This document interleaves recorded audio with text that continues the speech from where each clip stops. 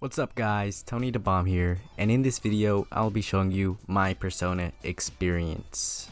Quick side note, I've already played this game before but I didn't make it that far. Yeah, I'm just gonna be replaying it and I'll just see how it goes. With this playthrough only taking about 12 hours. And yeah, let's just get on with the gameplay.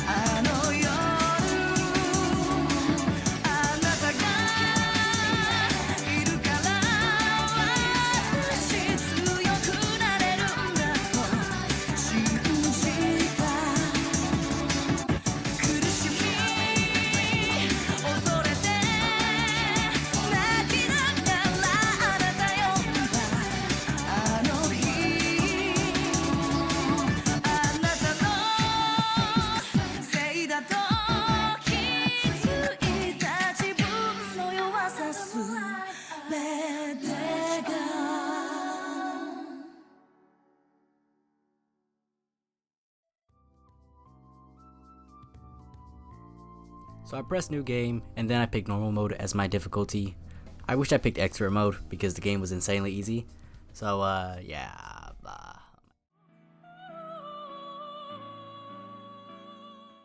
So the game finally starts off with, "You sure you ain't got the brain right?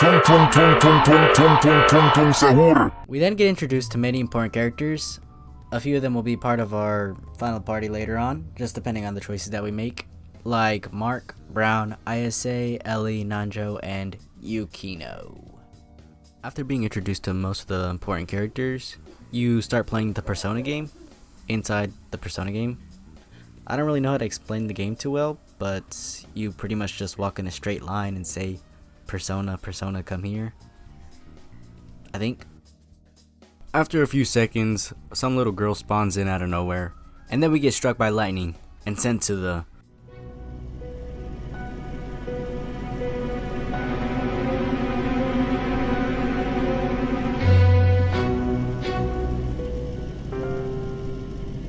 Welcome to the Velvet Room. Nah, just playing. We get sent to a cutscene with this butterfly and this guy named Philemon. Can you state your name? We then have to enter our name, and I could put something normal like my YouTube name or subscribe, but I decided with my nickname being Tony. Once we picked our name, Philemon gave us the power of Persona, and then tells us something about multiple selves. Shut up! He tells us something about multiple selves, but who cares about that? It turns out everybody that was playing the Persona game had the same dream as you with Philemon, and you wake up inside the school nurse's office.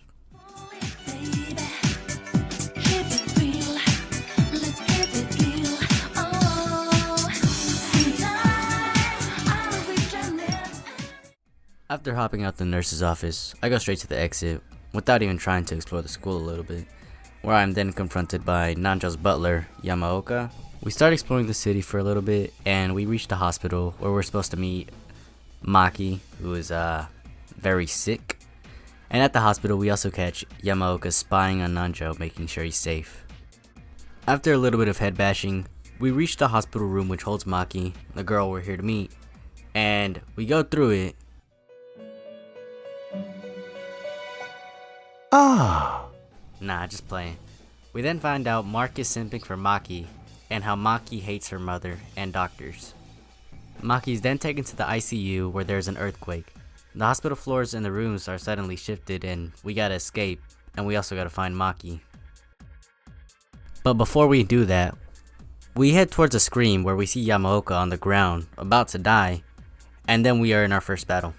It's a scripted battle where it shows you and your party's personas. After the battle, everyone receives a level up where we can choose where to put our stat points. After each level up, you get 3 stat points that you can put into strength, vitality, dexterity, agility, and luck. My suggestion is that you put all of it in dexterity and put a little bit into vitality and agility. After the first battle, Yamaoka dies in Nanjo's arms, and I can't even lie, I started crying. But anyways, we find a room in the hospital with a few accessories and items, and then we get on our first regular battle.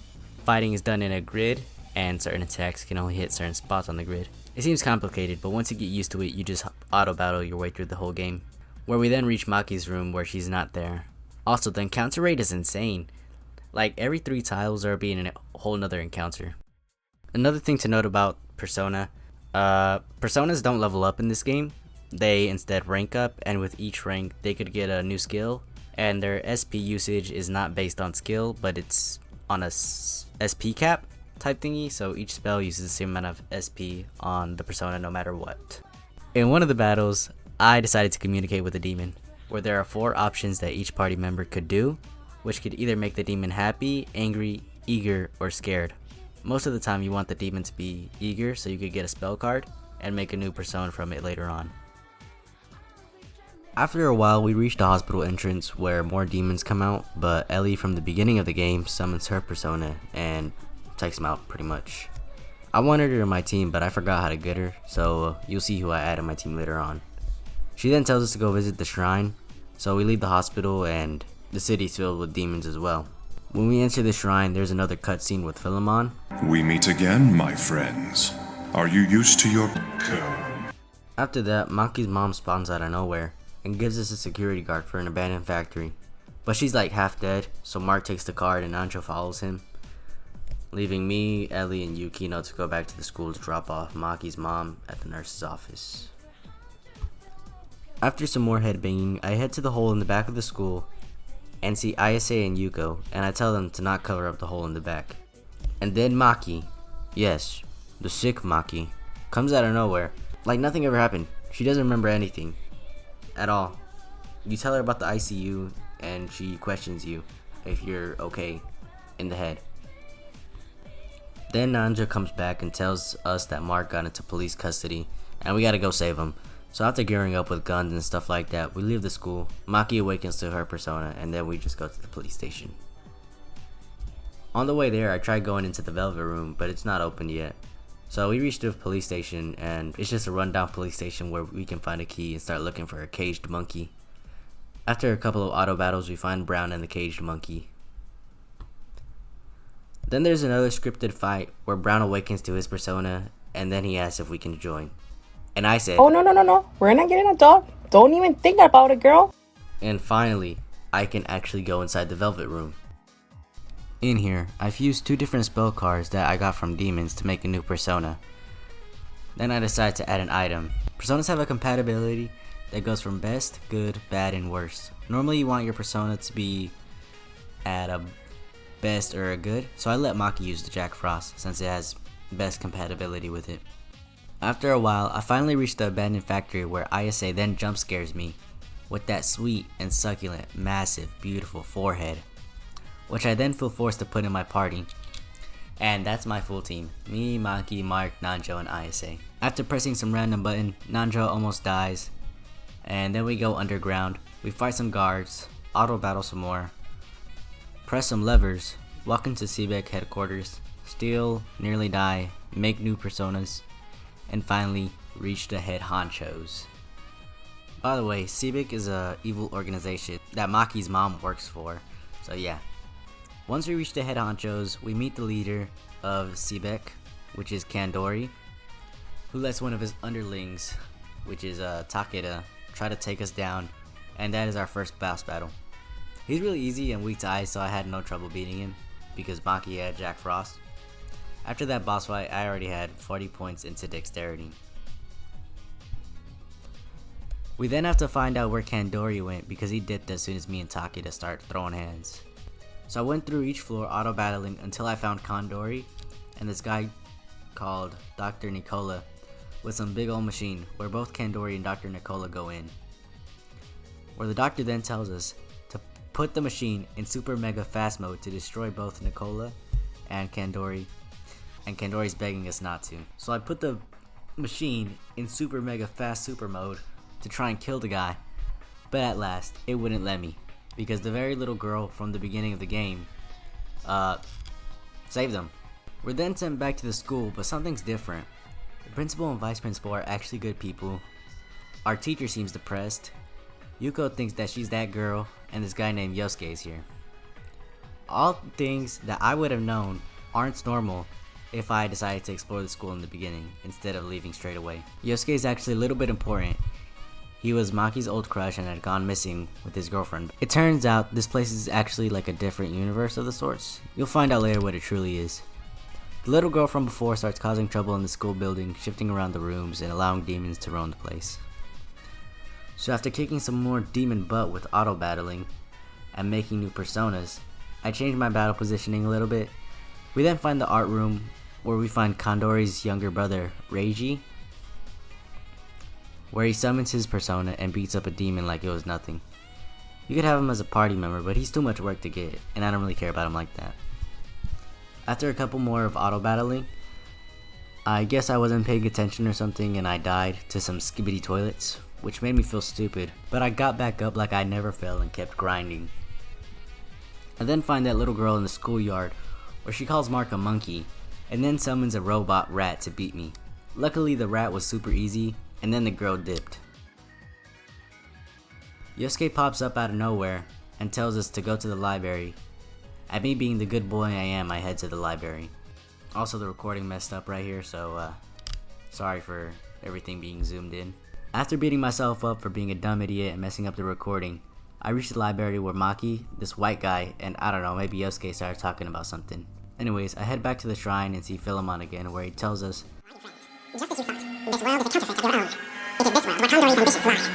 If you pursue him, you will eventually discover the nature of this world and how to return to your own world. Kandori has made his fortress on the east side of town, where he is searching for something. Should it fall into his hands, there will be no tomorrow for either world. You must stop Kandori. The first step is to use the subway tunnel to reach the east side of town.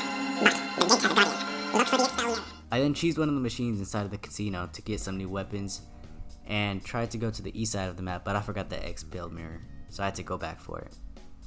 After the usual auto battling, we finally reached the Guardian, which was our next boss battle. The dude was super easy because the new weapons in the casino were overpowered. I got some new gear and more heals, and in the mall on the east side, I went to this place called Peace Diner, which they then told me I was stuck here forever unless I beat up the Harem Queen. So that's what I did. The entrance to her dungeon was right in front of the Velvet Room. I entered the door, and you wouldn't believe it. It's the Velvet Room again. Nah, just playing. This dungeon reminds me of Futaba's Palace in Persona 5 because it looks like what a pyramid would look like on the inside. And after auto battling for like forever, I finally reached the Harem Queen, who is actually Yosuke's girlfriend, but she looks ugly because she has spots on her face. But obviously you can't tell because I messed up the recording. Anyways, after she crashes out on the group, she sends us back to the Peace Diner, where we're like, Oh, no. "You're not going to send me back all the way over here?" So after auto battling for like forever, again, we finally see her again, where she then proceeds to tell Maki how much she hates her, and now she started dating Yosuke because she knew Maki liked him. She then turns half the party into stone, leaving only me and Maki to fight her, but it was pretty easy. After dunking on the Harem Queen, the little girl from before pops up and pretty much tells her that she hates us all, and then the Harem Queen starts apologizing. Yosuke pops up, and both Maki and Yosuke forgive her. And with the power of friendship, Harem Queen's ugly face goes back to normal, and the team is no longer stone. We then leave the dungeon and go towards the Banna Castle for some reason. where we then see the little girl and she locks us out from going inside of the castle. So we gotta find an artifact to unlock it. So then buy armor and go to the west side of the map to find the artifact, which takes us to some forest. In the middle of the forest there's a candy house, where inside the little girl from before, but slightly different because she's in a white dress instead of a black one, then asks us questions, which I decided to respond with I don't know. I probably shouldn't have, but I'll tell you why later. She gets mad at us and summons a big teddy bear to fight us, which I then proceed to beat the stuffing out of.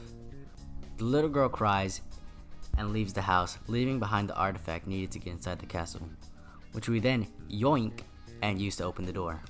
We then start exploring the castle, doing the usual auto battling, until we reach the little girl and Kandori clowning Reggie for being a bum because he thought he could stop them. Then the girl summons a mirror, sending herself and Kandori back to the real world, leaving us with another boss fight, which we then proceed to beat with ease. We then leave the castle doing some more auto battling and persona creating and gear getting, on the way to go to the Hanzo Castle, which is the next area that we have to go to. Once we're at the mansion, you wouldn't believe what I had to do. Auto battle through the place, until I reach an area with a portal and a demon that sounds like Maki's mom. I chose to fight the demon, but I don't know if it would make a big difference on the story or not. But she was really easy. The only thing is that I didn't have Maki for the fight. After battling, the demon transformed back into Maki's mom and she told us to go to the portal and return to the real world. This triggered a cutscene and showed us that there was a new building in the city. It looked weird, big, and gray. Now we're in the final dungeon. We are transported inside of the building that I was just talking about, the big and gray one. And I couldn't find a way out of the place, so I just auto-battled my way through it. I did get stuck on a specific puzzle with tiles that would glow when you stepped on them, but I forgot to record it. Like an idiot. But finally, I reached the room with Kandori and the little girl. Kandori asked the team what we were living for, and again, I said I don't know, which is not the right answer.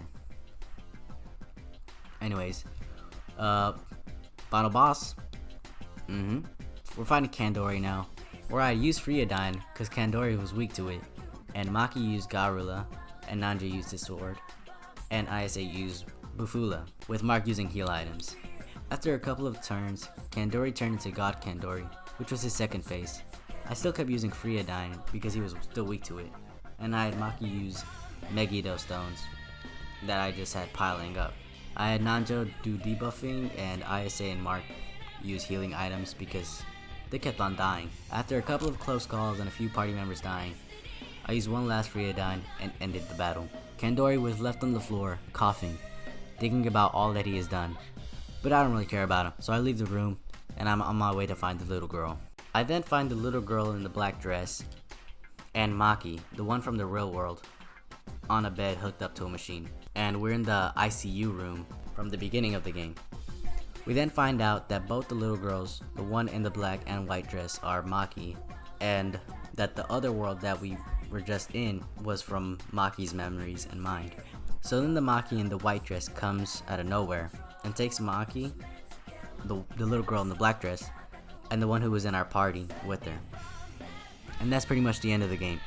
I think I got the bad ending, because it doesn't really feel like I accomplished anything besides stopping Sebek's plan. The ending just says something about our life returning to normal, and no one knows that we ever saved the world. Anyways, I'd like to say thank you guys for watching. Please like and subscribe. This video actually took me a while to make, but I hope to make more videos like this. I know I haven't been posting like that. And yeah, goodbye!